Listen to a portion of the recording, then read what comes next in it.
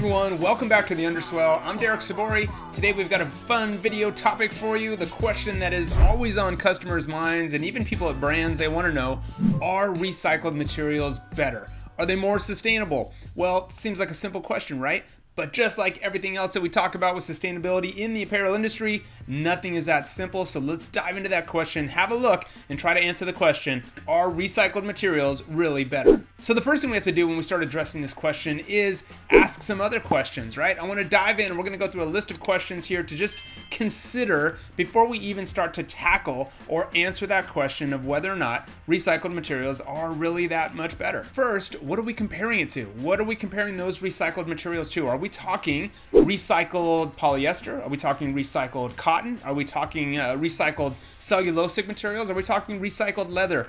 What of the items, what are we recycling, right? And what are we comparing it to? What counterpart are we comparing it to? Are we comparing recycled polyester, or rPET as we call it? Are we comparing that to virgin polyester or conventional polyester? Are we comparing recycled polyester to cotton or organic cotton? Like we have to make sure we're looking at apples to apples, right? So we really want to make sure that we're comparing, for example, recycled cotton to conventional cotton or to organic cotton or to regenerative cotton, right? So we need to make sure that we are kind of staying in the lane, that we're comparing rPET or recycled polyester to conventional polyester, or recycled nylon to conventional or virgin nylon, etc., right? So make sure you know what we're comparing it to. The next thing we need to do, and like I just said, is make sure it's apples to apples. Make sure that we are really having a look at same fiber type, same performance, sourced in the same region. This is actually kind of a complicated one. It really makes it hard for us to get down to an actual final answer, because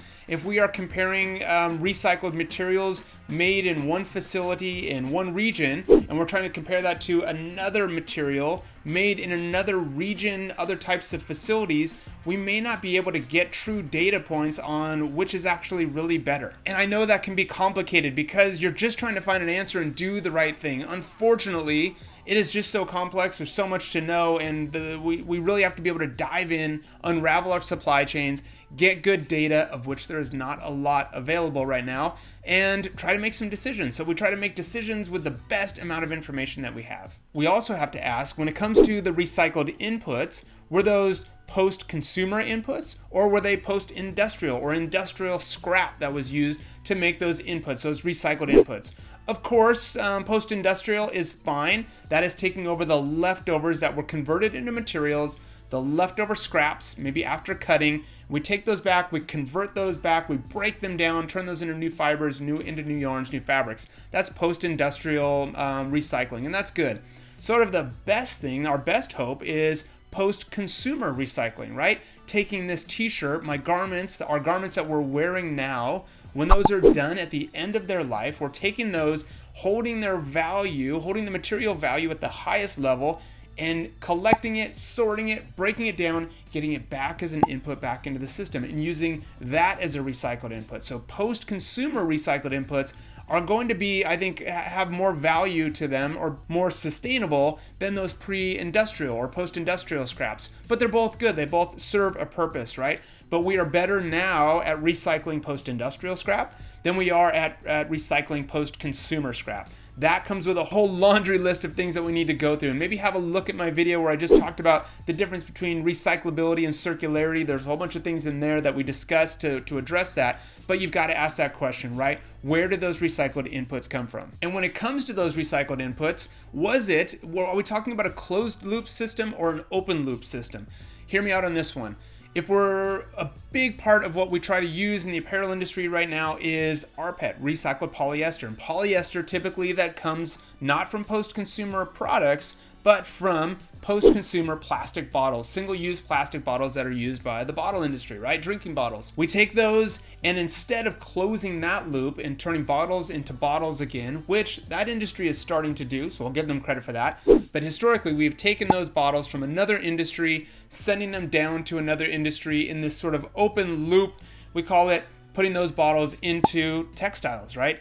Ideally, we should be making textiles with textiles, bottles with bottles, etc. But if we're sort of taking one industry's waste, their waste stream, and putting it into ours, there's some value to that. That's sort of a industrial ecology type approach, right? Where we're connecting and using each other's waste, but ideally we want to be using our own waste. That, in my opinion, that is going to be the best source, right? Everybody deal with their own closed loop system until it's just not possible and we have to pull from those other waste. But sort of as a last resort, I guess. So make sure that we're trying to close the loop, that we're leaning into closing the loop more so than leaving it open and saying, hey, we've got all this waste. What, anybody want it? Anybody want to do something with it?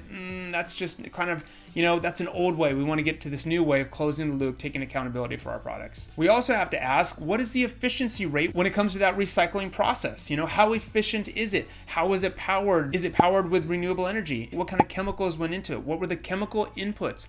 What are the chemical outputs? What's the wastewater situation like? Essentially trying to understand, and we don't really always have visibility into this, what the footprint is of that recycling process, right? So we just call it recycling. We sort of have it in a black box and we say, well, it must be better. It's made from recycled. It was recycled, right? There are a lot of impacts that come along with recycling though, right? We know that there is processing, there's chemical, there can be heavy chemical processing, it can be energy intense, it can be water intense, and until we know, we may not have the correct information to really make the best assessment.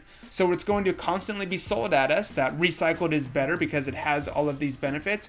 Typically it does, but you've got to kind of dive in and try to do your best to do your homework and get it in, and be informed as well as possible. And something to keep in mind too, remember recycled inputs does not mean that product at its end of life is recyclable.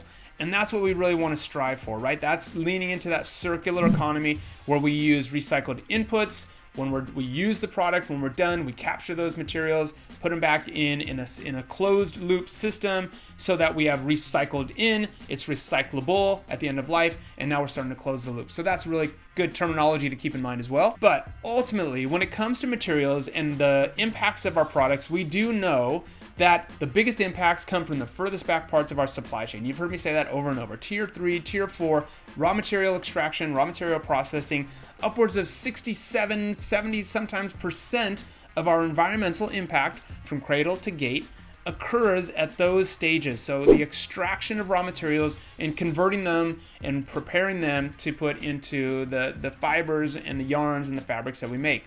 60, 70% of our impacts, right? That's a big part.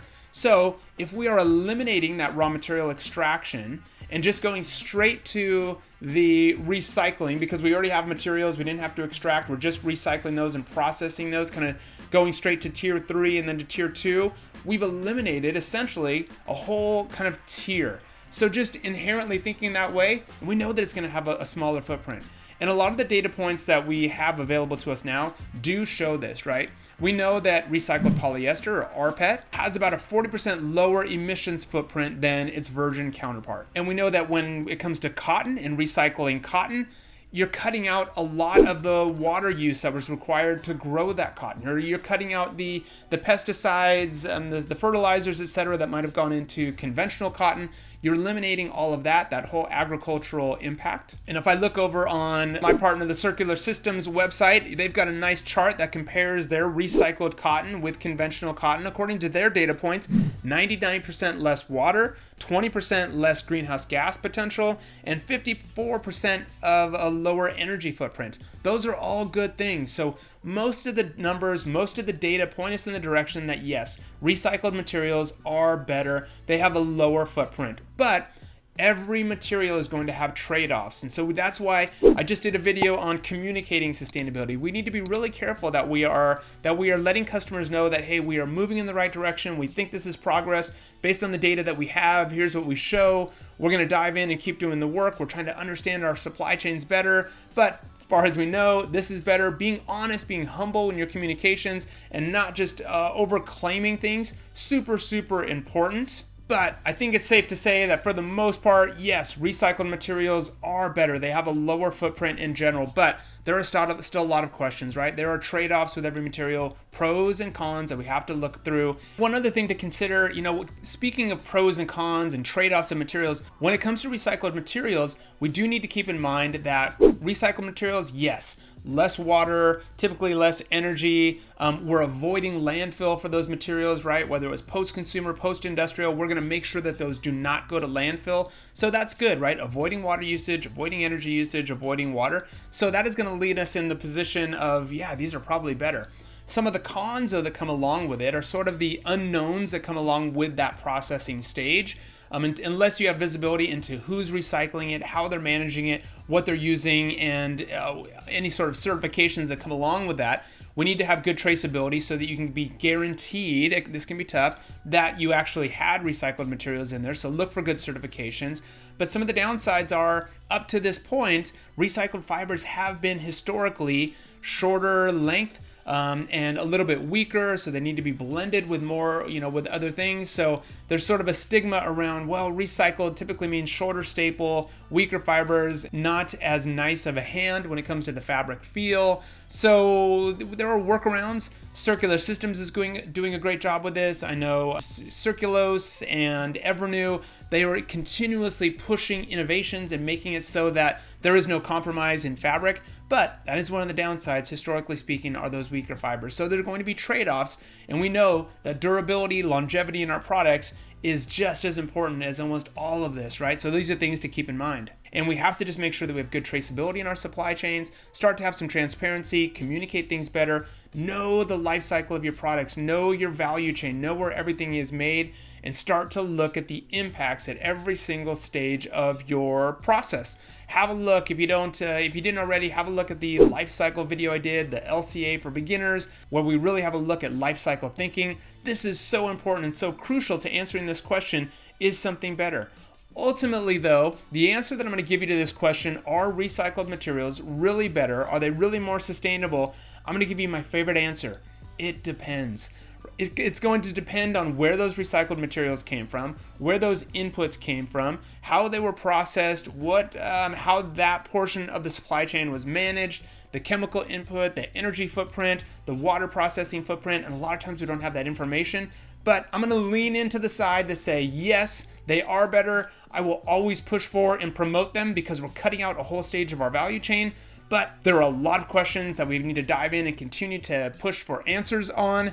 But I'm going to say it depends, but for the most part, yes. So I don't know, hopefully that is a decent answer for you and gives you some good insight, but all of this, we just have to keep unraveling, uncovering things, keep diving in, keep learning more, keep asking questions, all right? Hopefully that helped. If you like videos like this, be sure to hit the subscribe button, follow along so we can keep you tuned in to new videos that are coming out all the time on topics just like this. And if you want to get informed, stay informed, start learning all of the language of sustainability, all the terminology, download the guide that I just gave you down here. There's the link. Top 35 things that you need to know on your sustainability journey to start helping your organization, your peer network to learn more about sustainability, understand all of this so we can keep pushing the movement forward. All right, thanks for watching. I'll see you at the next one.